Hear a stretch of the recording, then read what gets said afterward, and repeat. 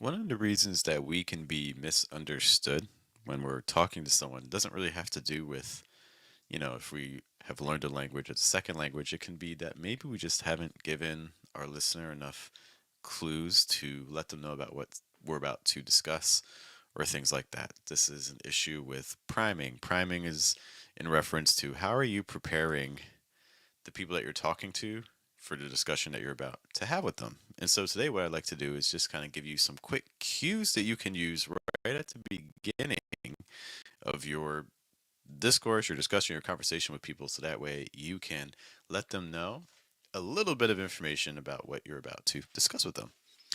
Good morning, guys. Good evening, good afternoon. Welcome to your daily American English pronunciation show, which is Wake Up American. We are here Monday through Friday, typically between the hours of 7 to 8 a.m., to make sure that you can get in your 5 to 10 minutes of pronunciation practice for the day. And to guide you in this process, there is me. Hello, my name is Jeff. It rhymes with breath. That's one of the four keys to a natural sound in American English pronunciation: clean placement, pitch, breath. Trying to weaken your consonant sounds in order to bring out and strengthen your vowel sounds a little bit more. And again, we're going to be talking about some little discourse markers you can use right at the beginning of your phrases to see if that helps you out. Hello to Emmanuel. Thanks for being with us as always. So, the very first thing is I want you to a lot of this actually kind of has to deal with especially the emotional context of the things that you're going to deliver. So, like things that you're excited about, things you're happy about, things you're frustrated about, whatever it may be.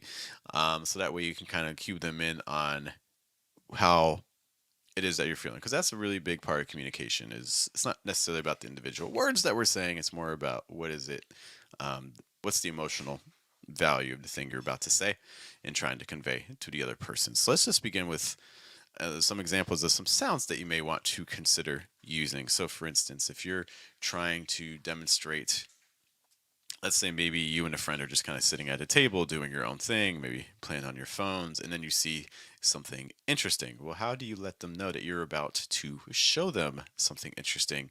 Well, what you can do is maybe, for instance, you might do a little bit of like a gasp. You might do, let's just like real quick, like, hey, check this out.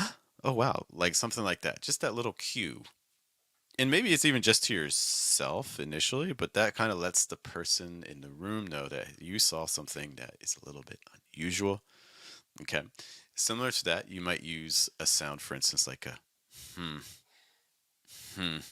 Okay. So if I'm in a if I'm about to start a conversation with someone and that's how they open, they start off saying, hmm, that suggests to me that whatever they're about to tell me is something is not going well, something potentially is not working, or there's some sort of frustration.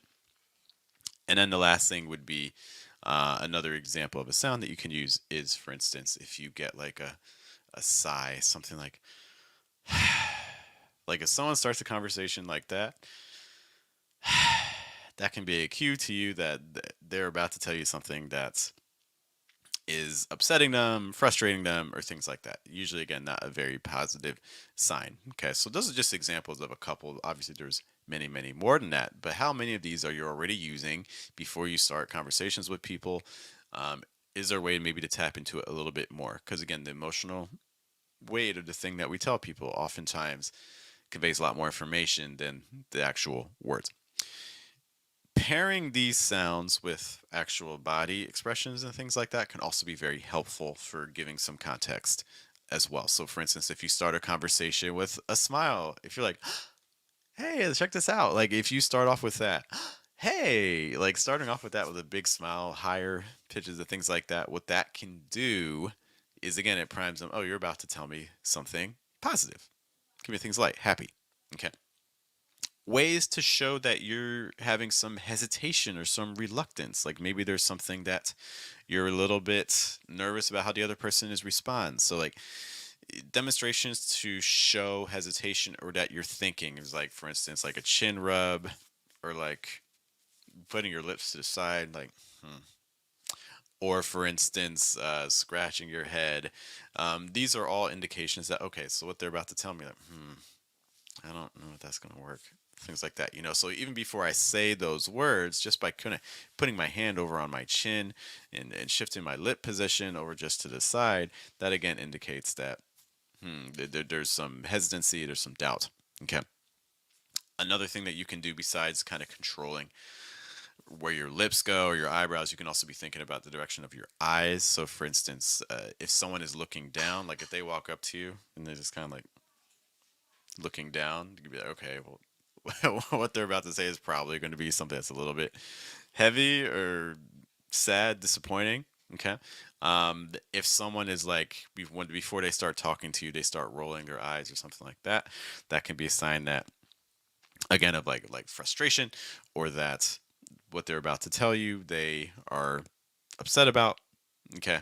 Like if you're maybe at work and maybe your boss made a decision, and so after that maybe you're talking to one of your coworkers and they walk up to you and they're just like rolling their eyes, especially like shaking their head. That can be another indication too. Like if you shake your head, that could be a sign that you're not happy about something.